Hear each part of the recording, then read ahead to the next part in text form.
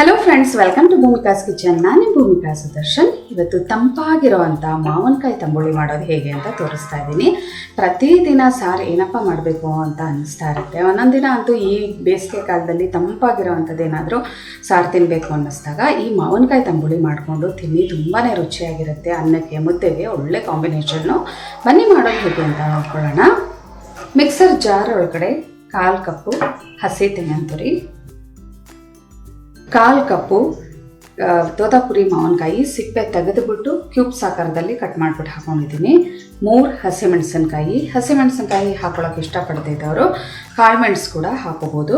ಅರ್ಧ tea spoon ಜೀರಿಗೆ, ಶುಂಠಿ ಅರ್ಧ ಇಂಚು, ರುಚಿಗೆ ತಕ್ಕಷ್ಟು ಉಪ್ಪು.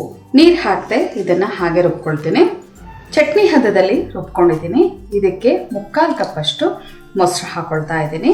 ಇದನ್ನು ಜಸ್ಟ್ ಬ್ಲೆಂಡ್ ಮಾಡ್ಕೊಳ್ಳೋಣ. ಇಲ್ಲ ನಿಮ್ಮ ಹತ್ರ ಮಜ್ಜಿಗೆ ಇದ್ದರೆ ಮಜ್ಜಿಗೆ ಬೇಕಾದರೂ ಹಾಕೋಬೋದು. ರುಬ್ಬಿರೋ ಅಂಥ ಮಿಶ್ರಣನ ಒಂದು ಬೌಲ್ಗೆ ಟ್ರಾನ್ಸ್ಫರ್ ಮಾಡ್ಕೊತಾ ಇದ್ದೀನಿ. ಗಟ್ಟಿ ಮೊಸರು ಹಾಕಿರೋದ್ರಿಂದ ಇದಕ್ಕೆ ಇನ್ನೊಂದು ಅರ್ಧ ಕಪ್ಪು ಅಥವಾ 3/4 ಕಪ್ಪು ನೀರು ಹಾಕ್ಕೊಂಡು ಉಳಿದ ಮಿಶ್ರಣ ಕೂಡ ಹಾಕೊಳ್ತೀನಿ.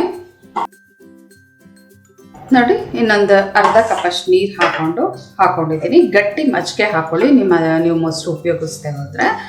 ಇಲ್ಲ ಅಂದರೆ ನಂತರ ಮೊಸರು ಹಾಕ್ಕೊಂಡು ಅದಕ್ಕೆ ಇನ್ನೊಂದು ಸ್ವಲ್ಪ ನೀರು ಹಾಕ್ಕೊಂಡ್ರೆ ಈ ಒಂದು ತಂಬುಳಿ ರೆಡಿ ಆಗುತ್ತೆ. ಇದಕ್ಕೆ ಒಗ್ಗರಣೆ ಹಾಕೊಳ್ಳೋಣ. ಇವಾಗ ಸ್ಟವ್ ಆನ್ ಮಾಡಿಕೊಂಡು ಒಂದು ಚಿಕ್ಕ ಬಾಣಲಿ ಒಳಗಡೆ 1 ಟೀ ಸ್ಪೂನ್ ಎಣ್ಣೆ ಹಾಕೊಂಡಿದ್ದೀನಿ. ಎಣ್ಣೆ ಒಂಚೂರು ಚೆನ್ನಾಗಿ ಬಿಸಿ ಆಗ್ತಿದೆ. ಹಾಗೆ ಒಂದು ಅರ್ಧ ಟೀ ಸ್ಪೂನ್ ಸಾಸಿವೆ ಸಿಡಿಯೋದಕ್ಕೆ ಶುರು ಆಗಲಿ.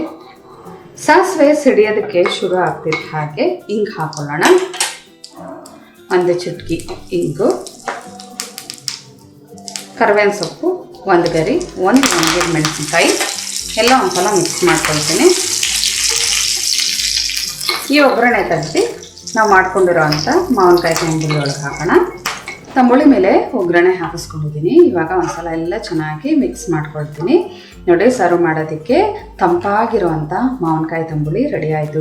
ಬಿಸಿ ಅನ್ನಕ್ಕೆ ನೀವು ತುಪ್ಪ ಹಾಕ್ಕೊಂಡು ಈ ತಂಬುಳಿ ಹಾಕ್ಕೊಂಡು ತಿಂತಿದ್ರಂತೂ ಆಹಾ ಏನು ರುಚಿಯಾಗಿರುತ್ತೆ ಗೊತ್ತಾ. ಅದೊಂದಕ್ಕೆ ಅಲ್ಲ, ಮುದ್ದೆ ಕೂಡ ಒಳ್ಳೆ ಕಾಂಬಿನೇಷನ್ನು. ಮತ್ತು ತಡ ನಿಮ್ಮ ಮನೆಯಲ್ಲೂ ಕೂಡ ಮಾಡಿ ಕಮೆಂಟ್ ಬಾಕ್ಸಲ್ಲಿ ಹೇಗಿದೆ ಅಂತ ತಿಳಿಸಿ. ಇವತ್ತಿನ ಈ ಸಿಂಪಲ್ ರೆಸಿಪಿ ನಿಮ್ಗೆ ಇಷ್ಟ ಆಗಿದ್ದರೆ ಲೈಕ್ ಮಾಡಿ, ಶೇರ್ ಮಾಡಿ. ಯಾರೆಲ್ಲ ಇನ್ನೂ ಭೂಮಿಕಾಸ್ ಕಿಚನ್ಗೆ ಸಬ್ಸ್ಕ್ರೈಬ್ ಆಗಿಲ್ಲ ದಯವಿಟ್ಟು ಸಬ್ಸ್ಕ್ರೈಬ್ ಆಗಿ. Thanks for watching.